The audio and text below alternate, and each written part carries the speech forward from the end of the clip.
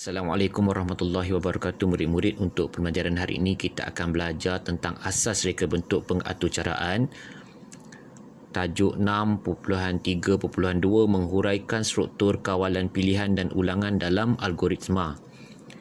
Kamu telah belajar tentang struktur kawalan pilihan dan juga struktur kawalan ulangan pada pembelajaran yang lalu dan juga telah belajar tentang pseudocode dan carta alir. Untuk hari ini, kita akan buat latihan untuk menulis pseudocode dan carta alir berdasarkan situasi yang diberikan. Kamu boleh buka buku kerja muka surat 36 dan 37 untuk buat latihan pada hari ini. Baiklah, mari kita baca arahan dan juga situasi yang diberikan. Tuliskan pseudocode dan carta alir struktur kawalan pilihan di bawah. Di bawah menunjukkan situasi untuk struktur kawalan pilihan. Cikgu ingin ingatkan, untuk struktur kawalan pilihan, kita akan menggunakan perkataan jika. J-I-K-A. Perkataan jika apabila struktur kawalan pilihan menunjukkan adanya pilihan yang lain. Baiklah, mari kita baca terlebih dahulu situasi yang diberikan. Membeli majalah di kedai buku. Yang pertama, masuk melalui pintu kedai. Kata kunci dia ialah masuk. Kemudian, mencari majalah di rak tempat mempamerkan majalah. Jadi yang kedua, selepas kita masuk, kita akan mencari majalah. Kemudian, bawa majalah yang hendak dibeli ke kaunter.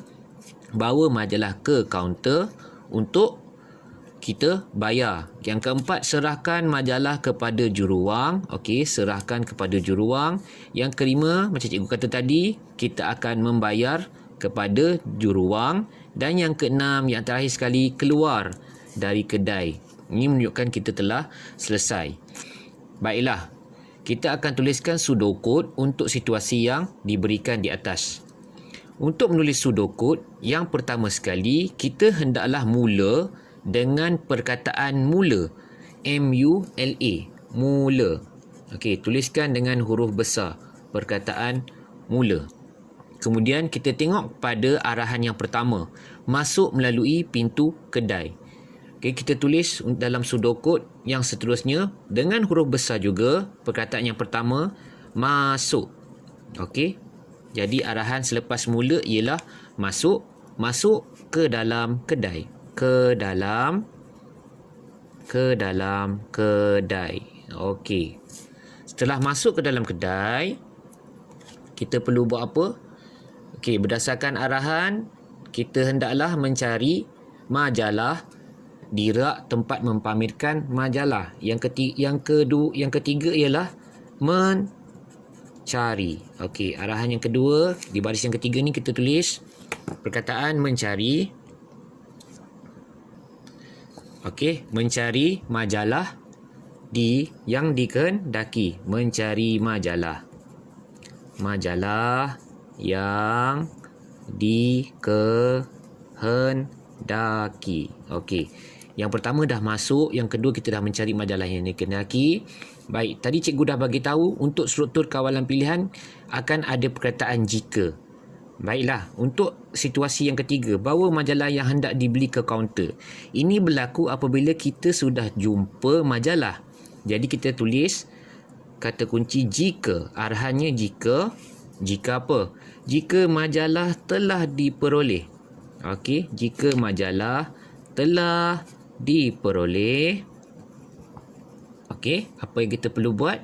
Kita akan serahkan majalah ke juruwang. Kita akan pergi ke kaunter. Okey, kita akan pergi. Pergi, huruf besar. Pergi ke kaunter. Okey. Kemudian, selepas itu, kita akan buat apa? Kita akan membuat pembayaran. Okey, membayar harga. Jadi, kita tulis membuat. Membuat pembayaran. Okey, perasan setiap huruf yang depan ni, perkataan yang depan kita tulis dengan huruf besar. Kemudian setelah kita buat pembayaran, okey, tadi ada perkataan jika, kita perlu tulis tamat jika. Maksudnya arahan ini akan tamat jika pilihan itu telah diperoleh, iaitu tamat jika kita keluar. Okey, yang terakhir sekali kita apa? Kita keluar. Keluar dari kedai buku. Okey, maksudnya bila kita dah jumpa majalah, kita dah bayar, yang terakhir sekali kita akan keluar dari kedai. Okey, yang terakhir sekali keluar dari kedai. Dan jangan lupa untuk awak akhirkan perkataan ini, sudokod ini dengan perkataan tamat. Okey, selesai untuk sudokod. Bagi carta alih, rupanya berbeza kerana dia perlu ada simbol. Kamu dah belajar maksud-maksud simbol ini. Okey, yang atas kali ini ialah simbol untuk terminal mula dan yang di bawah simbol yang sama untuk terminal tamat. Baiklah, untuk segi empat tepat ini menunjukkan proses yang berlaku. Segi empat yang serong ini menunjukkan syarat. Jadi kita kena faham terlebih dahulu apakah maksud simbol ini, dan anak panah ni menunjukkan aliran aktiviti. Cikgu ingin ingatkan bahawa anak panah ni mesti bersentuhan dengan simbol yang seterusnya. Ya, jangan buat tak bersentuhan, mesti bersentuhan. Okey, macam cikgu buat ni bersentuhan. Baiklah. Seperti biasa kita akan mulakan dengan perkataan mula. Seterusnya kita akan buat masuk. Masuk ke dalam kedai. Okey, kita tulis masuk.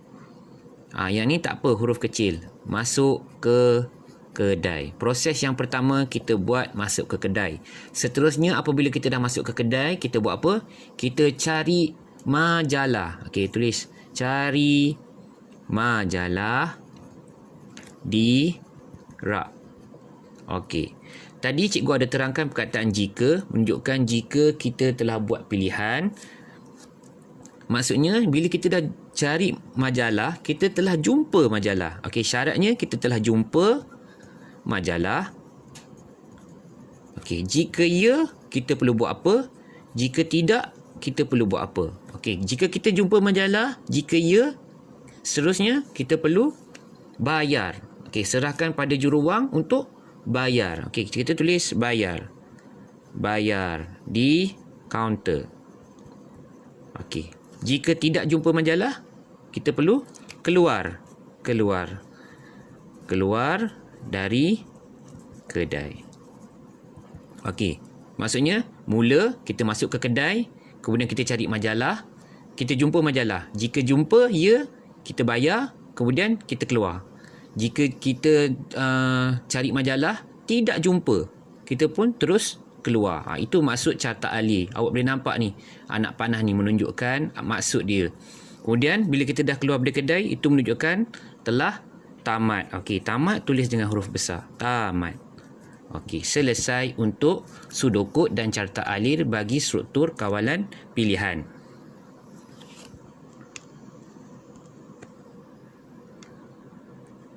Seterusnya, latihan muka surat 37.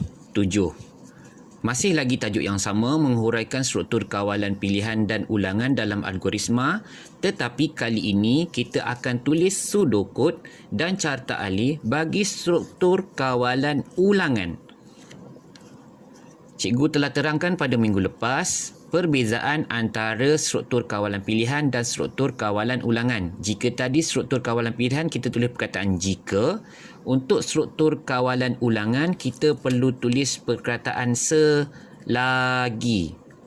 Perkataan selagi ni menunjukkan bahawa ia digunakan untuk menunjukkan keadaan yang berulang-ulang sehingga arahan dipenuhi. Maksudnya selagi arahan tu tidak dipenuhi, kita akan guna perkataan selagi. Okey, mari kita baca ayat itu. Situasi yang diberikan. Mengisi air ke dalam takung hidroponik. Yang pertama, menyediakan takung hidroponik. Okey, menyediakan. Arah yang pertama, menyediakan. Kemudian situasi yang kedua, mengambil air paip menggunakan baldi. Kemudian selepas kita ambil air paip, kita mengisi air ke dalam takung. Kemudian Ini ialah kata kunci yang penting, hingga penuh. Maksudnya kita akan berulang-ulang isi air selagi tidak penuh. Itulah maksud struktur kawalan ulangan. Kita akan ulang isi air sehingga penuh. Selagi tak penuh, kita akan isi air lagi. Okey, apabila telah penuh, kita akan akhir sekali menutup takung. Okey. Situasi kita telah faham, mari kita tuliskan sudokod dan carta alih bagi struktur kawalan ulangan. Sama seperti struktur kawalan pilihan tadi, kita kena mulakan sudokod dengan perkataan mula. Okey, tuliskan perkataan mula huruf besar.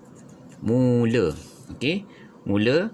Okey, arahan yang pertama, menyediakan takung hidroponik. Okey, kita tuliskan menyediakan.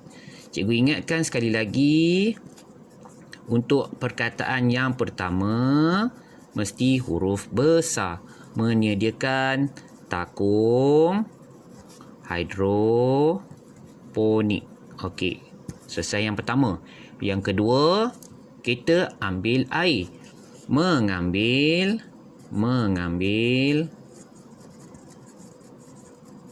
air. Okey. Perkataan yang pertama huruf besar, kemudian mengambil air menggunakan apa? Baldi. Okey. Kemudian yang ketiga, selepas kita ambil air, kita buat apa? Kita mengisi air. Mengisi. Huruf besar. Mengisi air ke mana? Ke dalam takung. Ke dalam takung.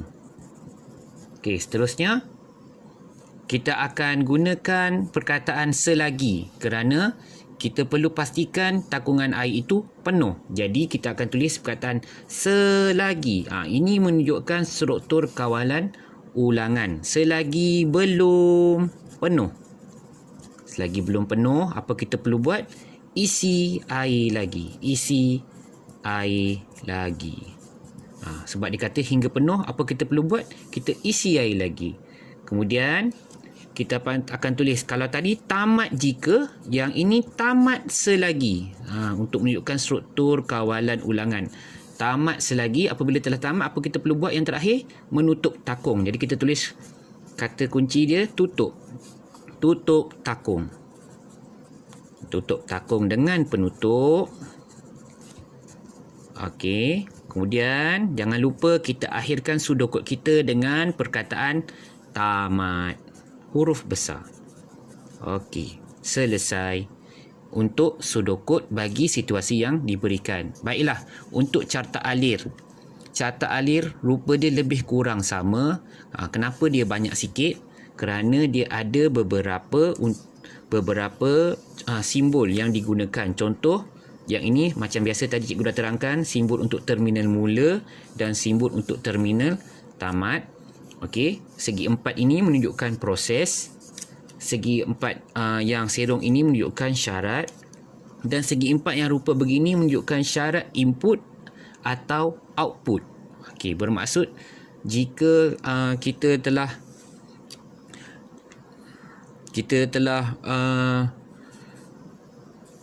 capai untuk selagi, kita perlukan ulang semula apakah yang perlu dilakukan seterusnya. Okey, mari kita mulakan.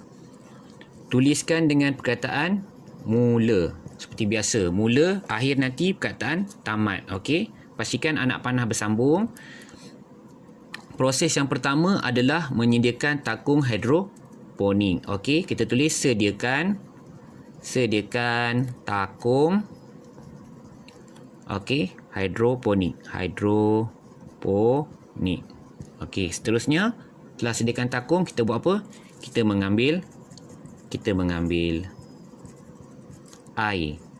Okey, seterusnya kita memasukkan air ke dalam takung. Mengisi air ke dalam takung, kita boleh tulis memasukkan air ke dalam takung.